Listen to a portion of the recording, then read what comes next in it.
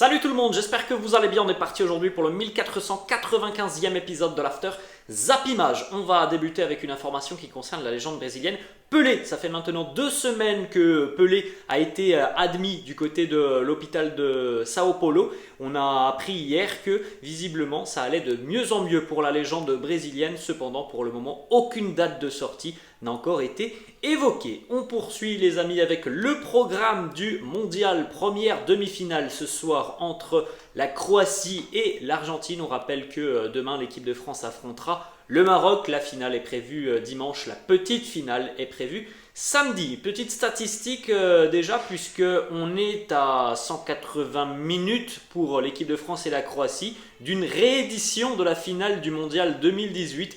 Une seule fois dans l'histoire des Coupes du Monde, une finale a été répétée. C'était en 1990 lorsque l'Allemagne a affronté l'Argentine. C'était exactement la même finale qu'en 1986. Les Bleus et la Croatie peuvent faire en sorte que cela se reproduise ce dimanche. On l'a dit, ce soir, l'Argentine de Léo Messi affronte la Croatie de Luka Modric. Match qui se déroule à 20h avec évidemment l'objectif, la finale pour les deux nations. Regardez un petit peu l'historique des rencontres entre la Croatie et l'Argentine. On a déjà eu 5 matchs Croatie-Argentine dans l'histoire. Alors il y a eu des matchs amicaux, il y a eu aussi des matchs en Coupe du Monde. Et le plus récent tout simplement c'était il y a 4 ans, lors du mondial 2018 en Russie. Vous vous souvenez certainement de ce match de phase de groupe entre l'Argentine et la Croatie. L'Argentine qui avait coulé face à la Croatie, 3-0. Petite information aussi d'ailleurs, en 2006, le match Croatie-Argentine en 2006 qui était un match amical, ça avait été l'opportunité de voir notamment la première sélection de Luka Modric avec la Croatie.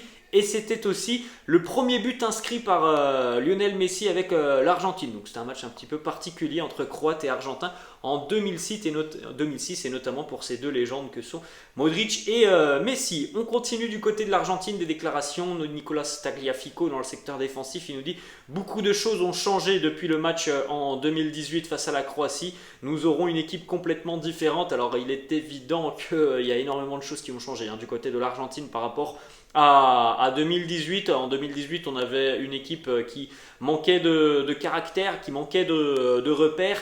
C'est tout l'inverse aujourd'hui maintenant du côté de l'Albi Céleste. Donc on peut évidemment s'attendre à un match beaucoup plus compétitif de la part de l'Albi Céleste et un match qui à mon avis va être très disputé ce soir. Ensuite, on enchaîne avec une déclaration de Lionel Scaloni, le sélectionneur argentin, qui nous dit « Nous avons beaucoup analysé le style de jeu croate. C'est une très très belle équipe avec de très grands joueurs. Ça va être un match très compliqué. Je pense que on peut s'attendre à un match très serré. Bon, déjà parce que c'est une demi-finale et qu'on a rarement vu des matchs à sens unique en demi-finale d'un mondial. Même si, par exemple en 2014, on avait eu 7-1 pour l'Allemagne.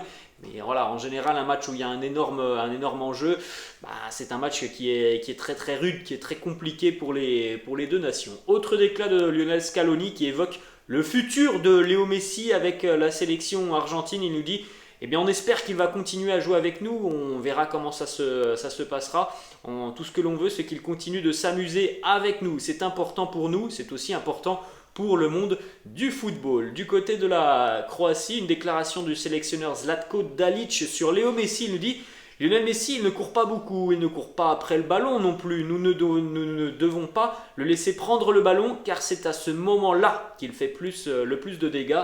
C'est le meilleur joueur du monde de ces 10 dernières années. On poursuit les amis avec quelques statistiques sur notamment les joueurs qui jusqu'à l'heure actuelle dans ce mondial sont le plus impliqués sur tout simplement des séquences offensives. Alors on a pas mal d'informations, Vous avez par exemple sur les créations d'occasions, sur les tirs. Donc voilà, comme vous pouvez le constater, à l'heure actuelle c'est Kylian Mbappé qui est en tête avec 40 fois où il est impliqué sur une séquence offensive. Juste derrière lui, 39 fois on a Léo Messi et puis beaucoup plus loin parce que ça passe directement à 29 après. Ce sont deux joueurs de la sélection allemande qui ne sont même plus là depuis la phase de groupe. On retrouve aussi Antoine Griezmann dans ce classement, Adrien Rabiot, Théo Hernandez, Ousmane Dembélé. Bref, c'est pas compliqué, on a quasiment que des joueurs de l'équipe de France, 2 joueurs de la sélection argentine en ce qui concerne la Croatie et le Maroc. Ouais, bah, on n'a pas de statistiques jusqu'à l'heure actuelle qui dépassent les 24 implications. On continue avec une petite image et on va d'ailleurs démarrer une petite page consacrée à la sélection marocaine et à ce match face à l'équipe de France demain. Regardez ce supporter qui a donc vécu des émotions complètement folles durant ce mondial puisque il a été aperçu lors du match face à l'Espagne. Il était présent aussi le week-end dernier lors de l'élimination du Portugal. C'est un supporter marocain, il faut le préciser. Il était présent aussi lors de la finale de la phase de groupe du groupe A entre l'Équateur et le Sénégal. Bref, il a dû vivre des moments assez exceptionnels. Petite information d'ailleurs sur le public demain. La compagnie nationale Royal Air Maroc va mobiliser 30 avions de ligne pour acheminer des supporters marocains à Doha. Il faut savoir que demain, il y aura évidemment une grande majorité du stade qui sera acquis à la cause des Marocains, puisque environ 45 000 supporters marocains sont attendus lors de cette rencontre face à l'équipe de France. Pour les Bleus, nous aurons vraisemblablement 4 000 ou 5 000 supporters de l'équipe de France. Donc voilà, il y aura une atmosphère qui sera hostile à l'équipe de France, mais bon, il n'y a pas forcément de surprise. On a vu le peuple marocain être présent tout au long de la compétition. Donc la bataille des tribunes, il est évident qu'elle sera remportée par les Marocains. Demain, petite photo assez sympa du côté des Lions de l'Atlas, puisque Amin Harit est arrivé hier à Doha pour encourager les Lions de l'Atlas. Il va vivre donc de l'intérieur la préparation de cette demi-finale face à l'équipe de France. Vous le voyez sur cette photo, accompagné de Romain Saïs. Petite stat très intéressante sur le fonctionnement de cette sélection marocaine. Le Maroc arrive en demi-finale de la Coupe du Monde avec seulement 31,6% de possession en moyenne depuis le début du mondial. Seul le Costa Rica a une moyenne moins élevée sur les 32 équipes présentes lors de ce mondial. Costa Rica qui était à peu près à 30% de possession. Ce qui veut bien dire, les amis, que bon, après, voilà, il n'y a pas forcément de grosses surprises. Hein. On a bien compris quel était le plan de jeu du Maroc avec une défense très très solide et surtout des actions qui font offensivement, ça fait très très mal en général lorsque les Marocains arrivent à aller mettre le danger sur le but adverse. Mais je pense que l'aspect premier, c'est surtout la solidité défensive de cette sélection marocaine. Petite déclat du portier Yacine Bounou qui nous dit on peut affronter n'importe qui, peu importe le niveau. Les générations qui vont arriver sauront que le Maroc peut faire des miracles et c'est un grand pas en avant pour le football africain, le parcours réalisé par cette sélection marocaine. On poursuit avec des déclarations cette fois-ci du sélectionneur marocain Walid Regragui qui nous dit on est venu changer les mentalités de notre continent. Si on est content d'être en demi, je ne serai pas content, moi je veux être en finale. J'espère que la France ne nous respectera pas car ça sera difficile si c'est le cas. Après voilà, je pense qu'on est sur une demi-finale de Coupe du Monde, donc le fait de ne pas respecter son adversaire, pour moi ça me paraît inconcevable. Je pense que le Maroc, de par son parcours, a montré qu'il méritait sa place en demi-finale, donc ça serait évidemment une énorme erreur de la part de l'équipe de France de se dire voilà, c'est un adversaire qui n'a aucune expérience à ce stade d'une compétition majeure. Ça serait vraiment terrible de sous-estimer les Marocains pour l'équipe de France, mais je ne pense pas que ça sera le cas. Ensuite, on continue avec une autre déclat de Walid Regragui qui nous dit « Si la France nous laisse la possession, eh bien, on la prendra, mais je ne pense pas qu'ils vont la laisser. Donc, il faut qu'on sache comment les empêcher de tirer au but. » Alors bon, on va pas se mentir, je pense qu'on aura un match assez similaire à celui que l'on a vu face au Portugal, face à l'Espagne, pas forcément face à la Belgique, puisque face à la Belgique, le Maroc a eu quand même une première mi-temps qui était compliquée, mais la seconde mi-temps était beaucoup plus intéressante, où ils ont pris le jeu à leur compte. Après, voilà, non, on va pas se mentir, normalement l'équipe de France devrait avoir la possession demain, mais le tout est de trouver les failles dans la défense marocaine, qui est très très bien regroupée et qui, de par son organisation tactique, ne laisse que très peu d'espace. Autre déclat de Walid Regragui, justement sur les stats dont on vient de parler il y a quelques instants, cette possession de quasiment 30% pour le Maroc, un petit peu plus, mais cette possession qui les amène en demi-finale. Walid Regragui qui nous dit on va jouer comme on sait le faire. Cette possession de balle, c'est extraordinaire comment ça fait rêver tout le monde. 70% de possession et tu ne tires que 2 fois. Les expected goals aussi, on aurait dû gagner avec 4 expected goals.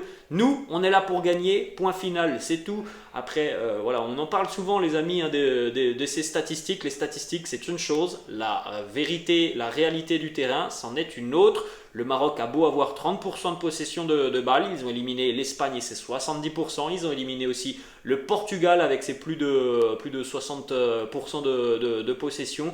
Et les expected goals aussi, c'est la même chose. Le football, c'est un sport où au final, les statistiques, c'est très très bien. Mais ce qui compte, c'est le résultat final, c'est l'efficacité devant le but, la solidité défensive, et le Maroc a été meilleur que ses adversaires.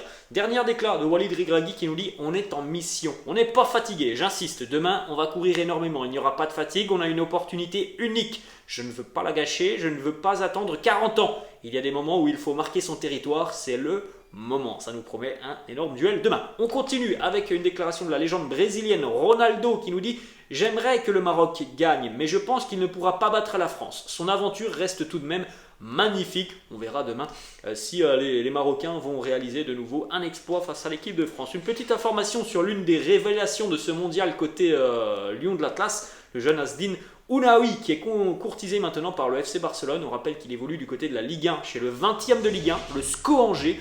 Il aurait tapé dans l'œil des Barcelonais donc, sur ce mondial. On verra hein, s'il y aura du mouvement du côté d'Angers sur le mois de janvier, notamment pour Ounaoui, mais aussi pour Sofiane Boufal. On revient du côté de la légende brésilienne Ronaldo qui nous dit « Mon pronostic, c'était une finale France-Brésil. Le Brésil n'étant plus là, mais la France confirme à chaque match qu'elle fait partie des favoris. Je crois même que c'est le grand favori. » On continue avec une autre déclaration de Ronaldo qui, cette fois-ci, nous parle de l'avenir de la sélection brésilienne après le départ du sélectionneur Tite. Ronaldo qui confirme que la fédération brésilienne a tenté de signer Pep Guardiola. Il nous dit il y a eu beaucoup d'intérêt pour Guardiola. Des discussions ont même eu lieu avec le staff technique de Guardiola, mais il a préféré prolonger avec Manchester City. Autre information qui nous arrive aussi du Brésil, la fédération brésilienne souhaite faire de Carlo Ancelotti le sélectionneur des Auriverde à partir de l'été 2023. Carlo serait le candidat idéal selon la fédération brésilienne, mais voilà, le problème hein, c'est que Carlo il est du côté du Real, il est bien installé et il est encore sous contrat côté merengue, donc ça semble être un dossier compliqué pour le Brésil. On enchaîne avec une autre déclaration de Ronaldo, cette fois-ci sur Kylian Mbappé. Il nous dit Mbappé, c'est le meilleur joueur de la Coupe du Monde, il est un cran au-dessus, c'est très impressionnant. C'est merveilleux de le voir jouer ainsi. On poursuit avec une petite information sur la séance d'entraînement de la veille du côté des Bleus. Aurélien Tchouameni et Dayo Upamecano étaient absents de l'entraînement. Alors pour Aurélien Tchouameni, c'est une béquille au niveau du mollet, donc un coup reçu au niveau du mollet.